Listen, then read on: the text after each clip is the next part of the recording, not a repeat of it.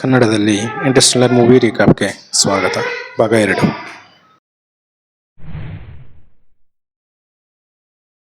Next ಯಾವ ಗ್ರಹಕ್ಕೆ ಹೋಗಬೇಕು ಅಂತ ಡಿಸ್ಕಷನ್ ಆಗುತ್ತೆ. ಸ್ವಲ್ಪ ಸಮಯದ ನಂತರ ಆಸ್ಟ್ರೋನಾಟ್ ಮನ್ ಇರುವ ಗ್ರಹಕ್ಕೆ ಹೋಗೋದು ಅಂತ ಫೈನಲೈಸ್ ಆಗುತ್ತೆ. ಅಮೇಲಿಯಾ ಹೇಳ್ತಾಳೆ, ಮನ್ ಇರುವ ಗ್ರಹ ವಾಸವಿರೋದಕ್ಕೆ ಯೋಗ್ಯ ಇಲ್ಲ ಅಂತಾದರೆ ಅವರಿಗೆ ಉಳಿದಿರುವ ಏಕೈಕ ಆಪ್ಷನ್ ಎಡ್ಮಂಡ್ ಇರುವ ಗ್ರಹಕ್ಕೆ ಹೋಗಬೇಕಾಗುತ್ತದೆ ಹಾಗೂ ಮಾನವ ಜನಾಂಗವನ್ನು ಭೂಮಿಯಲ್ಲೇ ಕೊನೆಯಾಗಲು ಬಿಟ್ಟು ಹೊಸ ಗ್ರಹದಲ್ಲಿ ಹೊಸದಾಗಿ ಫರ್ಟಿಲೈಸ್ಡ್ ಎಗ್ ಉಪಯೋಗಿಸಿ ಹೊಸ ಜಗತ್ತನ್ನು ಸೃಷ್ಟಿ ಆರಂಭಿಸಬೇಕಾಗುತ್ತದೆ ಅಂತ ತಿಳಿಸ್ತಾಳೆ. ಈಗ ಭೂಮಿಯಲ್ಲಿ ಮರ್ಫ್ ಬ್ರ್ಯಾಂಡ್ನ ಹಾಸ್ಪಿಟಲ್ನಲ್ಲಿ ಭೇಟಿಯಾಗ್ತಾಳೆ ಮತ್ತು ಬ್ರ್ಯಾಂಡ್ನ ಥಿಯರಿಯನ್ನು ಕಂಪ್ಲೀಟ್ ಮಾಡ್ತೀನಿ ಅಂತ ಹೇಳ್ತಾಳೆ. ಬ್ರ್ಯಾಂಡ್ ತನ್ನ ಕೊನೆಯ ಉಸಿರುಗಳನ್ನು ತಗೋತಿರ್ತಾನೆ. ಪ್ರಾಜೆಕ್ಟ್ ಎಂಡ್ಯೂರೆನ್ಸ್ ರಿಟರ್ನ್ ಆಗೋ ಹಾಗೆ ಡಿಸೈನ್ ಮಾಡಿಲ್ಲ ಅಂತ ಹೇಳ್ತಾನೆ ಹಾಗೂ ಪ್ಲಾನೆಟ್ ಎ ವರ್ಕ್ ಆಗೋಕ್ಕೆ ಸಾಧ್ಯನೇ ಇಲ್ಲ ಅಂತ ಹೇಳಿ ಕಣ್ಮುಚ್ತಾನೆ. ಮರ್ಫ್ ಇದರಿಂದ ಬೇಜಾರಾಗಿ ಈ ವಿಷಯ ಬ್ರ್ಯಾಂಡ್ನ ಮಗಳಾದಂತಹ ಅಮೇಲಿಯಾಗೆ ಮೊದಲೇ ಗೊತ್ತಿತ್ತು ಅಂತ ಅಮೇಲಿಯಾಗೆ ಮನಸ್ಸಲ್ಲಿ ಬ್ಲೇಮ್ ಮಾಡ್ತಾಳೆ. ಸ್ವಲ್ಪ ಸಮಯದ ನಂತರ ಸ್ಪೇಸ್ ಕ್ರಾಫ್ಟ್ ಹೊಸ ಗ್ರಹದ ಮೇಲೆ ಲ್ಯಾಂಡ್ ಆಗುತ್ತೆ. ಆ ಗ್ರಹ ಸ್ನೋ ಮೌಂಟೇನ್ಸಿಂದ ತುಂಬಿರುತ್ತೆ. ಎಲ್ಲರೂ ಬೇಸ್ಗೆ ಹೋಗ್ತಾರೆ. ಕ್ರೈಸ್ಟ್ ಸ್ಲೀಪ್ನಲ್ಲಿದ್ದ ಮನ್ಗೆ ಎಚ್ಚರ ಮಾಡ್ತಾರೆ.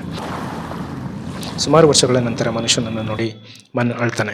ಅವನು ಮತ್ತೆ ಮನುಷ್ಯರನ್ನು ನೋಡುವ ಹೋಪನ್ನು ಕಳೆದುಕೊಂಡಿರ್ತಾನೆ. ಅವನು ಬದುಕಲು ಬೇಕಂತಹ ರಿಸೋರ್ಸ್ಗಳು ಎಲ್ಲ ಮುಗಿಯೋಕೆ ಬಂದಿರ್ತವೆ. ಸ್ವಲ್ಪ ಹೊತ್ತಿನ ನಂತರ ಗ್ರಹ ತೋರಿಸೋಕೆ ಮನ್ ಎಲ್ಲರನ್ನು ಕರ್ಕೊಂಡು ಹೋಗ್ತಾನೆ. ಅಲ್ಲಿ ಎಲ್ಲಿಯೂ ಉಸಿರಾಡಲು ಯೋಗ್ಯವಾದಂತಹ ಗಾಳಿ ಇರುವುದಿಲ್ಲ. ಅವರ ಡಿಸ್ಕಷನನ್ನು ಟಾರ್ಸ್ ರೋಬೋಟ್ ಮಧ್ಯದಲ್ಲೇ ನಿಲ್ಲಿಸುತ್ತೆ ಮತ್ತು ಮರ್ಫ್ ಕಳಿಸಿರೋ ಮೆಸೇಜ್ ಬಗ್ಗೆ ಅದು ಹೇಳಿರುತ್ತೆ. ಅಮೇಲಿಯಾಗೆ ಪ್ಲಾನ್ ಎ ವರ್ಕ್ ಆಗಲ್ಲ ಅಂತ ಮೊದಲೇ ಗೊತ್ತಿತ್ತು ಅಂತ ಮರ್ಫ್ ಅಮೇಲಿಯನ್ನು ಬ್ಲೇಮ್ ಮಾಡ್ತಾಳೆ ಹಾಗೂ ಅಮೇಲಿಯಾ ಅದನ್ನು ತಿರಸ್ಕರಿಸ್ತಾಳೆ. ಆದರೆ ಮನ್ಗೆ ಈ ವಿಷಯ ಮೊದಲೇ ಗೊತ್ತಿತ್ತು. ಯಾಕಂದರೆ ಮನ್ ಈಕ್ವೇಷನ್ನ ಆಸ್ಟ್ರೋನಾಟ್ಸ್ಗಳು ನೋಡೋದಕ್ಕಿಂತ ಮುಂಚೆ ಅರ್ಥ ಮಾಡಿಕೊಂಡಿದ್ದ. ಮನ್ ಹೇಳ್ತಾನೆ, ಕೇವಲ ಥಿಯರಿಯಿಂದ ಏನು ಉಪಯೋಗವಿಲ್ಲ. ಬ್ಲ್ಯಾಕ್ ಹೋಲ್ನಲ್ಲಿ ಏನಿದೆ ಅಂತ ತಿಳಿದರಷ್ಟೇ ಅದು ಪ್ರಾಕ್ಟಿಕಲ್ ಆಗಿ ಯೂಸ್ ಆಗೋಕ್ಕೆ ಬರುತ್ತೆ ಅಂತ. ಮನ್ ಪ್ರಕಾರ ಕೋಟ್ಯಾಂತರ ಜನರನ್ನು ಸಾಯಲು ಬಿಟ್ಟು ಕೆಲವೇ ಮನುಷ್ಯರನ್ನು ಉಳಿಸುವುದು ಸೂಕ್ತ ಅಂತ ತಿಳಿಸ್ತಾನೆ. ಆದರೆ ಕೂಪರ್ ಇದನ್ನು ಒಪ್ಪೋದಿಲ್ಲ ಮತ್ತು ಭೂಮಿಗೆ ಹಿಂತಿರುವ ಬಗ್ಗೆ ಪ್ಲಾನ್ ಮಾಡ್ತಾನೆ. ಈಗ ಭೂಮಿಯಲ್ಲಿ ಮರ್ಫ್ನ ಬಾಯ್ ಫ್ರೆಂಡ್ ಗ್ಯಾರಿ ಈ ವಿಷಯವನ್ನು ಜನಕ್ಕೆ ತಿಳಿಸೋದು ಸೂಕ್ತ ಅಂತ ಹೇಳ್ತಾನೆ. ಆದರೆ ಈ ವಿಷಯ ಜನಕ್ಕೆ ತಿಳಿಬಾರ್ದು ಅಂತ ಮರ್ಫ್ ವಾದಿಸ್ತಾಳೆ. ಕೂಪರ್ ಹೊರಡಲು ತಯಾರಿ ನಡೆಸ್ತಾನೆ. ಆಗ ರೊಮೇಲಿಯೋ ಒಂದು ಉಪಾಯವನ್ನು ಹೇಳ್ತಾನೆ.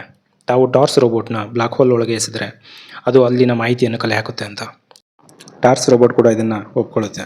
ನಂತರ ಮನ್ ಎಂಡ್ಯೂರೆನ್ಸ್ನಿಂದ ತಂದ ವಸ್ತುಗಳಿಂದ ಉಳಿಯಲು ಯೋಗ್ಯವಾದ ಪರಿಸರವನ್ನು ನಿರ್ಮಾಣ ಮಾಡಲು ಹೊರಡ್ತಾನೆ. ಅವನ ಜೊತೆ ಕೂಪರ್ ಕೂಡ ಇರ್ತಾನೆ. ಒಂದು ತುಂದಿಗೆ ಬಂದ ನಂತರ ಮನ್ ಕೂಪರ್ನ ಟ್ರಾನ್ಸ್ಮಿಷನ್ ರಿಂಗ್ನ ತೆಗೆದು ಅವನನ್ನು ಕೆಳಗಡೆ ತಳ್ತಾನೆ. ಕೂಪರ್ ಒಂದು ಕಲ್ಲನ್ನು ಹಿಡಿದು ಬಚಾವಾಗ್ತಾನೆ. ಮನ್ ಕೆಳಗೆ ಬಂದು ಕೂಪರ್ನ ಒದೆಯುತ್ತಾನೆ. ಕೂಪರ್ ಆಗ ಅವನನ್ನು ಹಿಡಿದುಕೊಂಡು ಒಟ್ಟಿಗೆ ಇಬ್ಬರು ಕೆಳಗಡೆ ಬೀಳ್ತಾರೆ. ಮನ್ ಹೇಳ್ತಾನೆ, ತಾನು ಈ ಗ್ರಹ ವಾಸಿಸಲು ಯೋಗ್ಯ ಅಂತ ಸುಳ್ಳು ಹೇಳಿದ್ದೆ. ಅದರಿಂದ ಯಾರು ಬಂದು ನನ್ನನ್ನು ಕಾಪಾಡೋ ಚಾನ್ಸ್ ಇದೆ ಅಂತ ನಂಬಿದ್ದೆ ಅಂತ ಹೇಳ್ತಾನೆ. ಈಗ ಭೂಮಿಯಲ್ಲಿ ಮರ್ಫ್ ತನ್ನ ಹಳೆಯ ಕೋಣೆಗೆ ಬರ್ತಾಳೆ ಮತ್ತು ದೆವ್ವದ ಸಂದೇಶವನ್ನು ಓದೋಕ್ಕೆ ಪ್ರಯತ್ನಿಸ್ತಾಳೆ.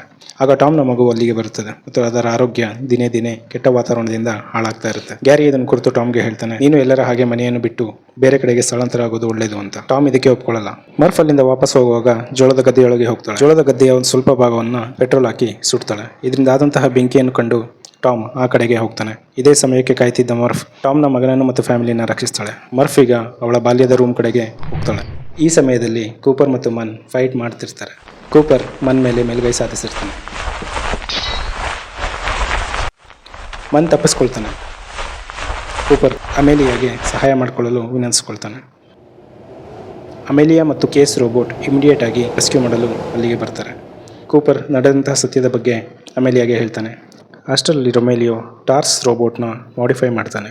ಯಾವಾಗ ರೊಮೇಲಿಯೋ ಮನ್ನ ಇನ್ನೊಂದು ರೋಬೋಟ್ನ ಡಾಟಾ ನೋಡ್ತಾನೋ ಅವನಿಗೂ ಕೂಡ ಈ ಗ್ರಹದ ಬಗ್ಗೆ ಸತ್ಯ ತಿಳಿಯುತ್ತೆ. ಅಷ್ಟರಲ್ಲಿ ಬೇಸ್ನಲ್ಲಿ ಒಂದು ಎಕ್ಸ್ಪ್ಲೋಷನ್ ಆಗುತ್ತೆ. ಅಮೇಲಿಯಾ ಹಾಗೂ ಕೂಪರ್ ಬೇಸ್ಗೆ ಓಡಿ ಬರ್ತಾರೆ. ಅಷ್ಟರಲ್ಲಿ ಎಲ್ಲ ಸುಟ್ಟು ಹೋಗಿರುತ್ತೆ. ಟಾರ್ಸ್ನ ರೋಬೋಟ್ ಬೆಂಕಿಯಿಂದ ತಪ್ಪಿಸ್ಕೊಂಡು ಹೊರಗಡೆ ಬರೋದು ಕಾಣಿಸುತ್ತೆ.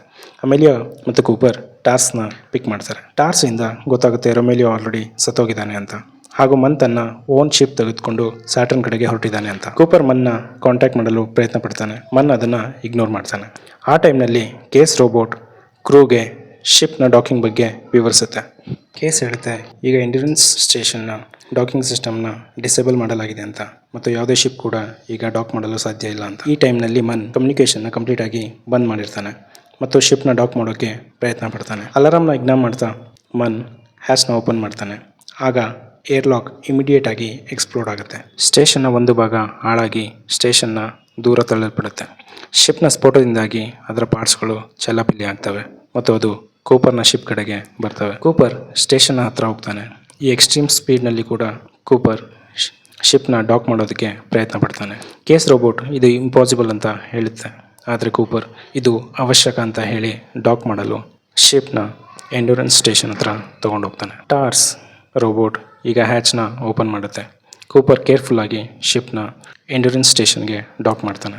ಕೂಪರ್ನ ಎಕ್ಸ್ಟ್ರಾರ್ಡಿನರಿ ಪೈಲಟ್ ಸ್ಕಿಲ್ಸ್ ಇದರಲ್ಲಿ ಅವನಿಗೆ ಸಹಾಯನ ಮಾಡಿರುತ್ತೆ. ಈಗ ಶಿಪ್ ಸ್ಟೇಷನ್ನ ರೊಟೇಷನ್ನ ಕಡಿಮೆ ಮಾಡುತ್ತೆ. ಆದರೆ ಈ ಸಂತೋಷ ಕ್ಷಣಿಕ ಕಾಲ ಮಾತ್ರ ಉಳಿದಿರುತ್ತೆ. ಏಕೆಂದರೆ ಅಷ್ಟರಲ್ಲಿ ಕೇಸ್ ರೋಬೋಟ್ ತಾವು ಗೆಗೆನ್ಚುಲಾ ಕಡೆಗೆ ಹೊರಟಿದ್ದೀವಿ ಅಂತ ಅನೌನ್ಸ್ ಮಾಡುತ್ತೆ. ಎರಡನೇ ಜನರೇಟರ್ ಶಿಪ್ನ ಇನ್ನೂ ಜೀವಂತವಾಗಿ ಇಟ್ಟಿರುತ್ತೆ. ಆದರೆ ನೇವಿಗೇಷನ್ ಎಲ್ಲ ಹಾಳಾಗೋಗಿರುತ್ತೆ. ಇದರಿಂದ ಭೂಮಿಗೆ ವಾಪಸ್ ಹೋಗೋದು ಆಲ್ಮೋಸ್ಟ್ ಇಂಪಾಸಿಬಲ್ ಆಗಿರುತ್ತೆ. ಅವರ ಒಂದೇ ಆಯ್ಕೆ ಅಂದರೆ ಈಗ ಅವರು ಎಡ್ಮಂಡ್ಸ್ ಇರುವಂತಹ ಗ್ರಹಕ್ಕೆ ಹೋಗೋದು. ಅದಕ್ಕೆ ಕೂಪರ್ ಗೆಗೆನ್ಚುಲಾನ ಉಪಯೋಗಿಸಿ ಅಲ್ಲಿಗೆ ಹೋಗಲು ಪ್ರಯತ್ನ ಪಡೋದು ಅಂತ ಯೋಚನೆ ಮಾಡ್ತಾನೆ. ಅದನ್ನು ಮಾಡಬೇಕು ಅಂದರೆ ಶಿಪ್ ತನ್ನ ತೂಕವನ್ನು ಕಡಿಮೆ ಮಾಡ್ಕೋಬೇಕಾಗುತ್ತೆ. ಅದಕ್ಕೆ ಅವನು ಟಾರ್ಸ್ ರೋಬೋಟ್ನನ್ನು ಕೂಡ ಕಳೆದುಕೋಬೇಕಾಗುತ್ತೆ. ಅಮೇಲಿಯಾಗೆ ಈ ಐಡಿಯಾ ಇಷ್ಟ ಇರಲ್ಲ. ಆದರೆ ಟಾರ್ಸ್ ರೋಬೋಟ್ ಇದಕ್ಕೆ ಒಪ್ಪಿಗೆ ಕೊಡುತ್ತೆ. ಸ್ವಲ್ಪ ಹೊತ್ತಲ್ಲೇ ಎಂಡ್ಯೂರೆನ್ಸ್ ಗೆಗೆನ್ಚುಲಾ ಆರ್ಬಿಟ್ಗೆ ಎಂಟ್ರಿ ಆಗುತ್ತೆ. ಅದರ ಬ್ರೈಟ್ ಲೈಟ್ ನೋಡಿ ಎಲ್ಲರೂ ಚಕಿತರಾಗ್ತಾರೆ. ಸ್ಟೇಷನ್ ಈಗ ಮ್ಯಾಕ್ಸಿಮಮ್ ಸ್ಪೀಡ್ನಲ್ಲಿ ರನ್ ಆಗ್ತಾ ಇರುತ್ತೆ. ಟಾರ್ಸ್ ರೋಬೋಟ್ ತನ್ನ ಕೊನೆಯ ಗುಡ್ ಬೈ ಹೇಳಿ ಅಲ್ಲಿಂದ ಹೊರ ಹೋಗುತ್ತೆ. ಈಗ ಕಾರ್ಸ್ ರೋಬೋಟ್ ಕೂಪರ್ ಕೂಡ ತಾನು ಶಿಪ್ನಿಂದ ಡಿಟ್ಯಾಚ್ ಆಗೋದಕ್ಕೆ ಸೂಚನೆ ಕೊಡುತ್ತೆ. ಅಮೇಲಿಯಾ ಈ ವಿಷಯವನ್ನು ಕೇಳಿ ಗಾಬರಿಗೊಳ್ತಾಳೆ. ಕೂಪರ್ ಇಬ್ಬರಿಗೂ ಬೇಕಂತಹ ರಿಸೋರ್ಸ್ ನಮ್ಮಲ್ಲಿ ಅವೈಲೇಬಲ್ ಇಲ್ಲ ಅಂತ ಹೇಳಿ ಡಿಟ್ಯಾಚ್ ಆಗ್ತಾನೆ. ಕೂಪರ್ ತ್ಯಾಗದ ಮನೋಭಾವವನ್ನು ನೋಡಿ ಅಮೇಲಿಯಾ ಅಳ್ತಾಳೆ. ಅವನ ಸ್ಟೇಷನ್ ಬ್ಲ್ಯಾಕ್ ಹೋಲ್ ಒಳಗಡೆ ಬೀಳುತ್ತೆ. ಕೆಲವು ಸಮಯ ಕತ್ತಲು ಆವರಿಸುತ್ತೆ. ಅವನ ಶಿಪ್ ಕಂಪ್ಲೀಟಾಗಿ ಹಾಳಾಗುತ್ತೆ. ಸಡನ್ನಾಗಿ ಬೆಳಕಿನ ಕಿರಣಗಳು ಕಾಣಿಸ್ತವೆ. ಕೂಪರ್ ಪ್ರಜ್ಞೆ ಕಳೆದುಕೊಳ್ತಾನೆ. ಆ ಸಮಯದಲ್ಲಿ ಕಂಪ್ಯೂಟರ್ ಕೂಪರ್ನ ಎಚ್ಚರಗೊಳಿಸುತ್ತೆ ಮತ್ತು ಶಿಪ್ನಿಂದ ಎಜೆಕ್ಟ್ ಆಗಲು ಸೂಚಿಸುತ್ತೆ. ಕೂಪರ್ ಶಿಪ್ನಿಂದ ಎಜೆಕ್ಟ್ ಆಗ್ತಾನೆ. ಕಗ್ಗತ್ತಲಲ್ಲಿ ಕೂಪರ್ ತೇಲ್ತಾ ಇರ್ತಾನೆ ಹಾಗೂ ಒಂದು ಅಂತ್ಯವಿಲ್ಲದ ಕಾರಿಡಾರ್ ಮೂಲಕ ಹಾದು ಹೋಗ್ತಾ ಇರ್ತಾನೆ. ಬೆಳಕು ಅವನ ಕಡೆಗೆ ಸಾಗಿ ಬರುತ್ತೆ. ಕೂಪರ್ ಗೋಡೆನ ಹಿಡಿದುಕೊಳ್ಳಲು ಯಶಸ್ವಿ ಆಗ್ತಾನೆ. ಅವನ ಸುತ್ತಮುತ್ತಲ ನೋಡಿದಾಗ ಅವನಿಗೆ ಗೋಡೆಯ ಪೂರ್ತಿ ಬರೀ ಬುಕ್ಕುಗಳೇ ಇರುವುದು ಕಾಣಿಸುತ್ತದೆ. ಅದರ ಆಚೆಗೆ ಅವನು ನೋಡಲು ಪ್ರಯತ್ನಿಸ್ತಾನೆ. ಆಗ ಅವನಿಗೆ ಒಂದು ರೂಮ್ ಥರ ಕಾಣಿಸುತ್ತೆ. ಬುಕ್ಸ್ನ ಶೆಲ್ಫ್ನ ಜೋರಾಗಿ ಹೊಡಿತಾನೆ. ಅದರಿಂದ ಬುಕ್ಗಳು ಕೆಳಗೆ ಬೀಳ್ತವೆ. ಅಲ್ಲಿ ಮರ್ಫ್ ಸಣ್ಣ ಹುಡುಗಿಯಾಗಿ ಕಾಣಿಸ್ತಾಳೆ. ಕೂಪರ್ ಅವಳ ಜೊತೆ ಮಾತಾಡೋದಕ್ಕೆ ಪ್ರಯತ್ನ ಪಡ್ತಾನೆ. ಆದರೆ ಅವನ ಮಾತು ಅವಳಿಗೆ ಕೇಳಿಸಲ್ಲ. ಕೂಪರ್ಗೆ ಮರ್ಫ್ ಹೇಳಿದ ದೆವ್ವದ ಮೆಸೇಜ್ ಬಗ್ಗೆ ಜ್ಞಾಪಕ ಆಗುತ್ತೆ. ಅವಳಿಗೆ ಎಲ್ಲವೂ ಎಲ್ಲಿಯವರೆಗೆ ಅರ್ಥ ಆಗುತ್ತೋ ಅಲ್ಲಿಯವರೆಗೆ ರೂಮ್ನ ಬಿಡಬೇಡ ಅಂತ ಮೆಸೇಜ್ನ ಕಳಿಸ್ತಾನೆ. ಮುಂದೆ ಕೂಪರ್ ಮರ್ಫ್ಗೆ ಗುಡ್ ಬೈ ಹೇಳಿದ ದೃಶ್ಯ ಕಾಣಿಸುತ್ತೆ. ಈಗ ಅವನಿಗೆ ಅವನ ನಿರ್ಧಾರದ ಬಗ್ಗೆ ಬೇಜಾರಾಗುತ್ತೆ. ಈಗ ವಯಸ್ಸಾಗಿರೋ ಮರ್ಫ್ ತನ್ನ ರೂಮ್ನಲ್ಲಿ ಇರ್ತಾಳೆ ಹಾಗೂ ಬುಕ್ನ ಓಪನ್ ಮಾಡ್ತಾಳೆ.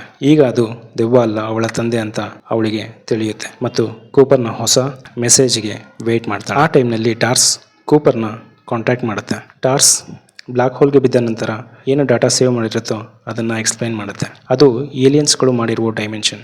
ಅಲ್ಲಿ ಟೈಮ್ ಅನ್ನೋದು ಒಂದು ಫಿಸಿಕಲ್ ಪ್ಲೇನ್ನಲ್ಲಿ ಇರುತ್ತೆ. ಕೂಪರ್ಗೆ ಅರ್ಥ ಆಗುತ್ತೆ.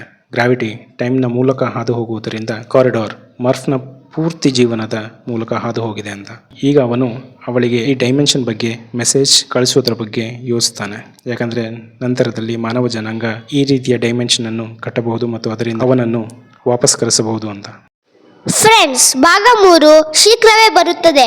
ಅಲ್ಲಿ ತನಕ ವೆಯ್ಟ್ ಮಾಡಿ. ಲೈಕ್ ಮಾಡಿ, ಶೇರ್ ಮಾಡಿ, ಸಬ್ಸ್ಕ್ರೈಬ್ ಮಾಡಿ ಮತ್ತು ಬೆಲ್ ಹೊಡೆಯೋದನ್ನ ಮರಿಬೇಡಿ.